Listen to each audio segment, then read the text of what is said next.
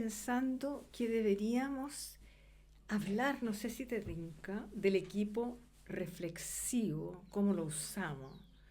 Porque antes cuando usábamos las cámaras de ISL, el video de mirada unidireccional, estábamos detrás. Y a ti de repente se te ocurrió traernos todos al frente. Ujú. Y ha sido tan re bueno. Creo que eso ha provocado un impacto también en la forma de, por un lado, de hacer terapia y de enseñar la terapia también, ¿no? Eh, ese efecto de cómo nos sentamos todos a conversar, ya no hay una meta observación, sino hay un compartir distintas voces en un mismo espacio. O sea, Eh, escuchar todas las voces. Escuchar todas las voces. Y como decía Anderson, eh, cuando nosotros estamos con las personas, nuestra forma de referirnos a ellos, de preguntarnos o de hacer alusiones, afirmaciones a lo que observamos, es una forma mucho más constructiva, eh, Constructiva, constructiva. más positiva, más Ah, apreciativa, más desde los recursos. En cambio, cuando las personas no están, uno tiende a, o sea, cuando las voces son silenciosas, que están por allá atrás, o cuando estábamos la cámara. con la cámara de Jessel y los terapeutas iban al otro lado, los terapeutas y el equipo que estaba atrás podía ser un poco más lapidario en sus observaciones, más duro, y en cambio cuando está presente, tú tienes cuidado con las palabras que vas a usar, las sutilezas de lo que vas a decir, cómo va a ser entendido, cómo el otro va a poder abrirse a esta posibilidad que tú le estás mostrando, distintas, porque a veces aparecen también ideas, asociaciones, hipótesis que los terapeutas van haciendo de lo que el otro ha conversado, ¿no? Sí, o sea, es tan enriquecedor. Se demora más, sí, ¿ah? Uno tiene que tener más tiempo. Pero es tan enriquecedor cuando uno escucha a un joven que está recién partiendo y que ve cosas que nosotros no vemos. Mm. Y entonces pregunta cosas como, ¿tiene Facebook? Y entonces, ¿qué es lo que pasa con el Instagram? Que a mí me parece que son preguntas que yo no habría hecho y Mm. que ahora las incluí. O sea, como nosotros también vamos aprendiendo de todo lo que son los recursos que traen otras personas. Mm. Porque es imposible que uno conozca toda la realidad. ¿Te acuerdas de ese caso que de pronto uno de los alumnos conocía el cómic que el Ah, consultante estaba hablando y el chico hablaba y entonces él sabía perfectamente que el cómic era un cómic que hablaba mucho del suicidio y de la forma de suicidarse y que era bien fatalista y nosotros no conocíamos todo ese mundo. Entonces las preguntas que podía desglosar desde ahí y cómo podía abrirse era distinta. distinto. Entonces tiene esa Sí, riqueza. sí. En el fondo, estar con el paciente te lleva a un contacto humano, experiencial, que yo no sé, porque esto lo estamos haciendo hace como más de 10 años. Mm, Al principio a mí misma me producía complicaciones mm, y cada día lo encuentro más enriquecedor, porque como tú dices, uno cuida las palabras, no habla mal de la persona si está la persona mm, adelante. Y es tan importante para las personas también sentir que son escuchadas por otros en forma atenta, mm. ¿no? Yo he visto qué le pasa a los alumnos cuando están en el proceso de formación y de pronto dicen, ay, vamos a estar todos, y se asustan, ay, la persona, y empiezan a proteger a la persona. Pero las personas salen muy agradecidas porque ven el impacto que tiene todas las personas escuchándolo y todos refiriéndose a ellos y prestándole atención y haciendo diferentes distinciones. Creo que es muy enriquecedor y también tiene la vereda de cómo le mostramos a nuestros alumnos que trabajan en distintos dispositivos y de repente el dispositivo A no conversa con el dispositivo B que está ¿Qué quiere decir con atendiendo dispositivo? o institución, el programa de Ah, el trabajo en red, estás pensando, el trabajo en red de atención primaria. estoy de atención primaria y de programas institucionales en Mejor Niñez, por ejemplo, que tienen tantos acápites que de pronto mandan al hijo para allá, a la mamá para acá, al papá al otro lado, y es cómo hacen conversar. O la gravedad lo llevó a un programa internado y después tiene que volver al servicio público y entonces en ese volver es otro equipo que lo va a atender y entonces el equipo enlace. ¿Cómo hacemos conversar todos esos equipos? Claro, pues Marcela, porque en el fondo empieza a pasar que como que fuéramos todos sistemas separados. Es como cuando vas al doctor, entonces el corazón no tuviera nada que ver con el riñón, no tuviera nada que ver con, no sé, pues con el hígado. Cómo esta especialización ha separado y nos ha llevado también a pensar que los seres humanos vivimos en sistemas aislados, como que fuera aquí adentro nomás, ¿no es cierto? Entonces, de ver aquí adentro nomás, no vemos el sistema, el contexto de dónde sale. Y yo creo que cuando hacemos equipo reflexivo, el contexto aparece en primer plano, ¿cierto? Y entonces, claro, uno dice, ya, pero ¿qué importa el mono japonés o el mono coreano? No, pues para el niño es Es lo más fundamental. importante, se pasa horas conviviendo con esa realidad y si nosotros no comprendemos esa realidad, de repente en otro sistema terapéutico probablemente le diga, ah, tú ves el no sé cuánto, listo, cambio y fuera, Tal sin cual. ver que en el fondo él está conviviendo todo el día con ese lenguaje le dice cosas que hacer, le da Lo ideas. acerca a él, lo acerca a él o a ella, ¿no es cierto? Entonces no solamente le dice, sino que, esta gente me está entendiendo. Ujú. Porque si no, aparece como si nuestras biografías estuvieran por allá y como si fuéramos eh, sin contexto. Me gusta que fue lo que trajeron los sistémicos, el contexto todo el rato, el contexto, el contexto, el contexto, de dónde salimos, cómo convivimos. Y lo importante de este espacio, que se genera una interacción y vamos hilando conversaciones y entendiendo entonces, porque el equipo reflexivo es una reflexión conjunta, entonces lo que tú dijiste me parecen, le aporto O otra no cosa me más, o parece, no me o no me parece. parece porque a lo mejor va por acá. Y entonces tú misma te detienes y dices, sí, a lo mejor va para allá. Ujú. Sigamos ese camino o ese sendero de reflexión. A mí me recuerda una señorita que nosotros vimos aquí en el postítulo que dijo, yo nunca había sido escuchada así, nunca había tenido gente que me quisiera escuchar y estaba tan agradecida por haber sido escuchada, ¿no es cierto? Por lo tanto, no es solamente una herramienta para los terapeutas, sino que también es una herramienta de co-construcción con el otro que se siente escuchado. Si es un mundo que nadie escucha a nadie.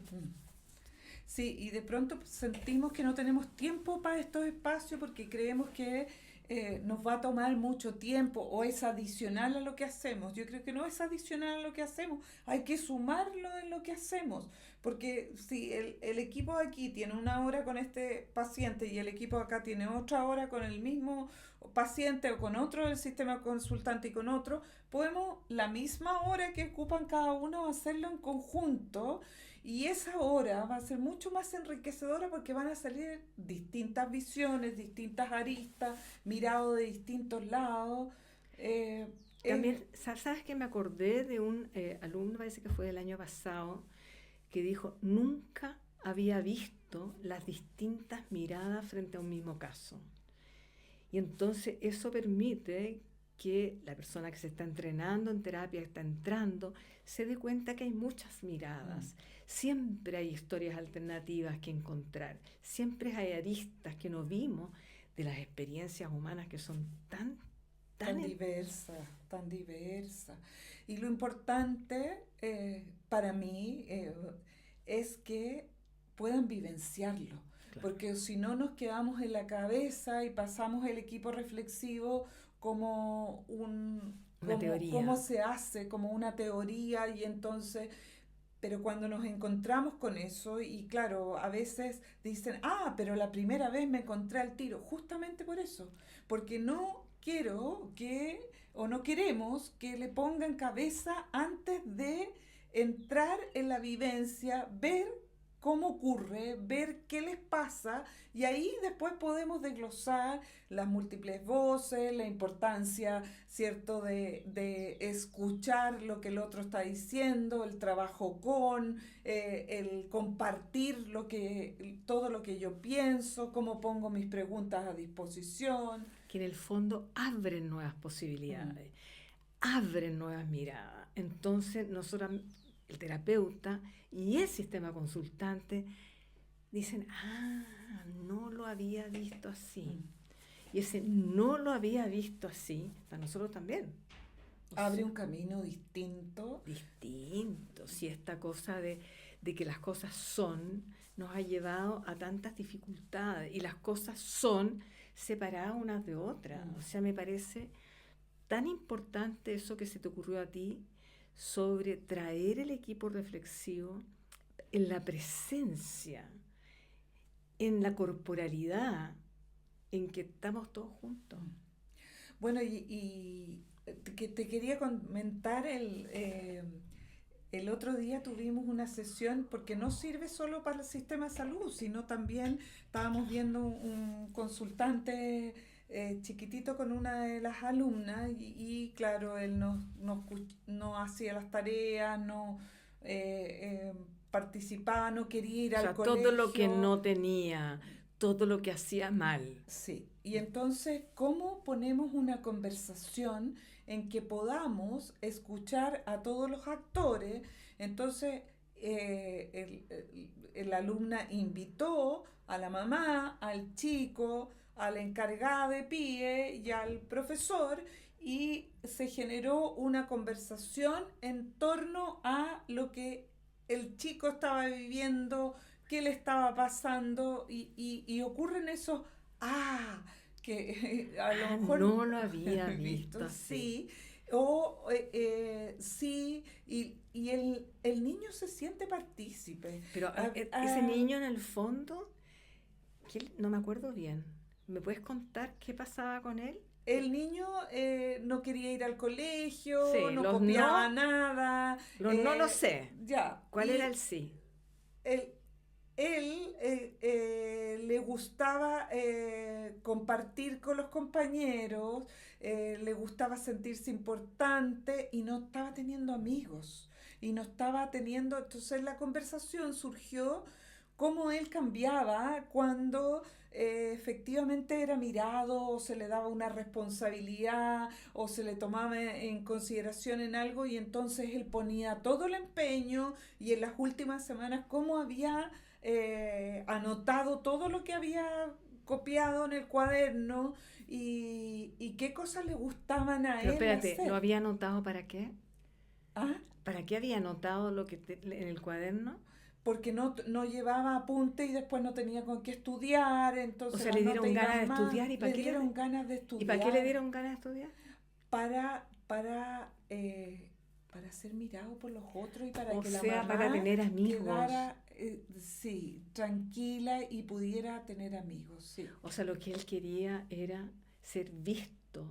Y lo que pasa también es que los niños que no están yendo tan bien los sacan al programa PIE, o los sacan. Entonces él no quería ser un nerd. No quería ser valorado. Nerd. Entonces, recuérdame la edad. Recuérdame la edad. Él tenía como 9 años. 10 años. 10 años, claro, quiere ser visto.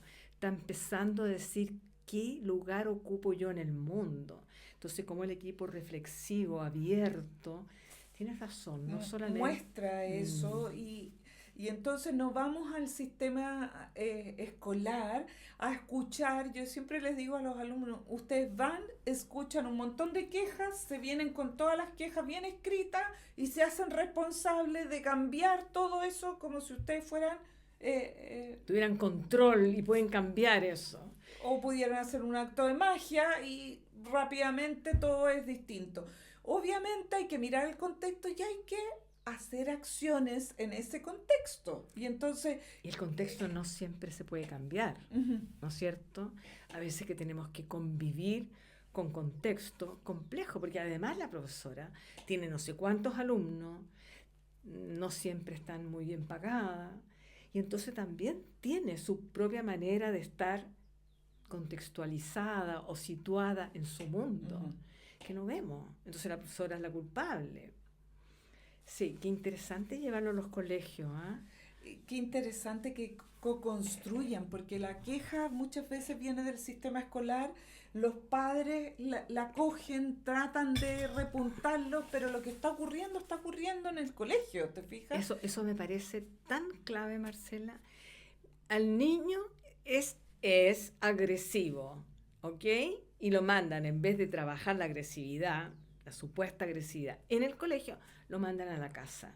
Como si en la casa los padres pudieran cambiar esa agresividad que no siquiera conocen bien de lo que pasó con el cabro. Que muchas veces no saben que ha sido hostigado todo el rato por el compañero 4 y solamente ven la última parte. Entonces, ver todo el contexto, ver toda la historia, y en eso nosotros somos los especialistas en abrir un espacio conversacional donde se puedan escuchar a cada uno, y ese espacio es muy nutritivo porque ahí mismo van emergiendo los compromisos que cada uno puede hacer o que pueden ir generando de distinto, y vieras cómo hay un aprendizaje entonces diferente. Entonces, pero no solo aprendizaje diferente, yo creo que la clave está lo distinto que somos los seres humanos, y qué maravilla que seamos tan distintos, y cómo entonces cada mirada nos muestra algo que no estamos viendo. ¿Sí? Y cómo apreciamos entonces esa mirada también, porque por algo aparece esa mirada y está puesta ahí, ¿no?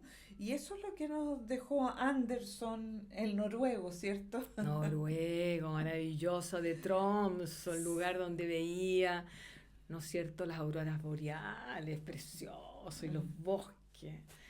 Sí, maravilloso. Él abrió esa posibilidad con una humildad increíble y importante, porque se ha puesto harto en salud, pero también se puede ocupar en todos los contextos humanos donde necesitemos resolver algún conflicto y escuchar. Conflicto, y mirar, o abrir posibilidades. Abrir posibilidades.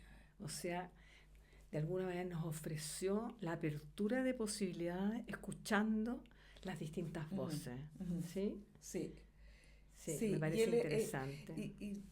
Y además el equipo reflexivo lleva la idea de que cuando nosotros vamos conversando con el otro, vamos cambiando corporalmente. Él hace un trabajo muy bonito corporal. Sí, bueno, él iba a las casas. Yo, que hago tanto domicilio, lo aprendí de él. No solamente nos enseñó el equipo reflexivo, él iba a las casas y, bueno, Noruega es un país extenso, grande, ¿no es cierto? Y cómo las casas hablan de las personas. O sea, para mí hacer domicilios, por ejemplo, lo aprendí leyendo Anderson, antes de que fuera a Tromsø. Sí, precioso camino. Y ese camino también le ayudó a poder mirar cómo vamos sintiendo lo que va apareciendo en la conversación, ¿no? Esto de cómo el cuerpo se contrae, cómo se... Te pones así, te asusta, bajas la voz, Él hace abres un la voz. trabajo con los silencios también, Precioso. ¿cierto? Precioso, de ir sintonizando y esta respiración abre, entonces hace un trabajo con los fisioterapeutas también para abrir y sacar contractura y entonces ahí podemos hablar, Tal ahí cual. podemos decir lo que nos pasa, lo que nos duele. Porque en especial a los niños les cuesta de saber lo que les pasa, nos cuesta a nosotros. ¿Cómo no le va a costar a los niños? Yo creo que es un tema que da para tanto más. Yo me quedo con el conversar con, porque también ha habido colegios en que hemos intentado esto y les cuesta tanto de que el niño esté presente, o sea, tenemos que hablar del niño sin el niño. Atroz. Cuando el niño es el que siente, sabe qué le pasa, sabe lo que le hizo el compañero, sabe lo que le cuesta, sabe dónde le aprieta el zapato. Lo que le da miedo, entonces si no lo escuchamos a él, estamos todos los adultos teniendo ideas, opiniones sobre lo que le pasa al otro. Entonces esta es la diferencia de con. Escuchar, conversar con. Y no de. Sí. Lo dejamos se habla para de ni sobre. Sí. ¿Te parece que podríamos hacer otro post de eso? Conversando de. Y en vez conversando con en lugar de y sobre. ¿Sí? Sí.